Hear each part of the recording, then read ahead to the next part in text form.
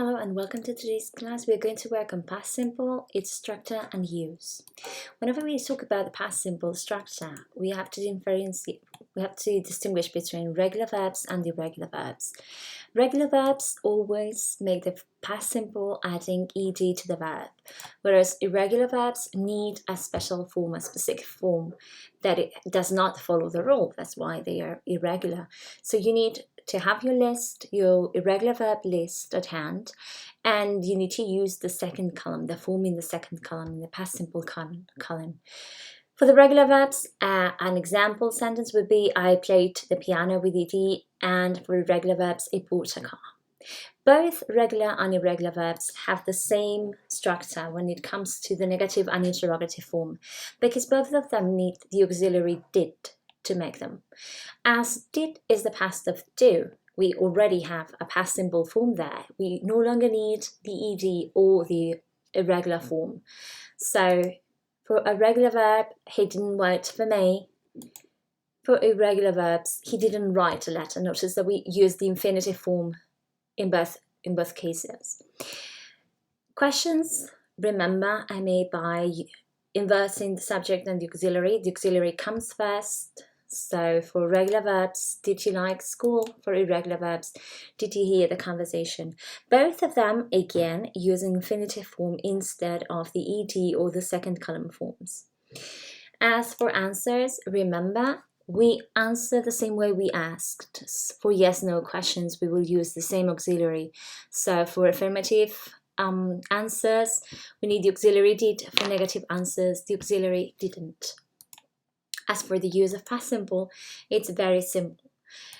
We always use past simple to refer to finished actions that happened in the past. All finished actions that happened in the past come in the past simple. So then why do we need other past forms?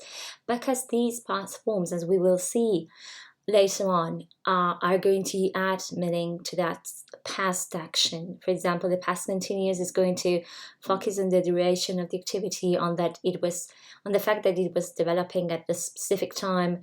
Present perfect will have a relationship with the future, with the present. Then the past perfect will be like a past sort of thing.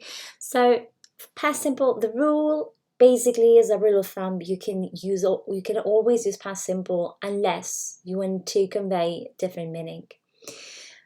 Examples of past simple: I drew a picture of my hometown last year, we studied a lot yesterday, or we met Carol a month ago. Then, which verbs are going to give me a hint that I need to use the past simple in a sentence? When you have yesterday, it certainly is directing you to past tenses. Last plus time as well, specifically past simple, last week, last year. It happens the same with time and ago. This specifically is a past simple. It's very specific for past simple. Whenever you have time and ago, you will have to use past simple. Time and ago, remember, come at the end of the sentence. For example, I met Sheila a month ago, we met a year ago, right?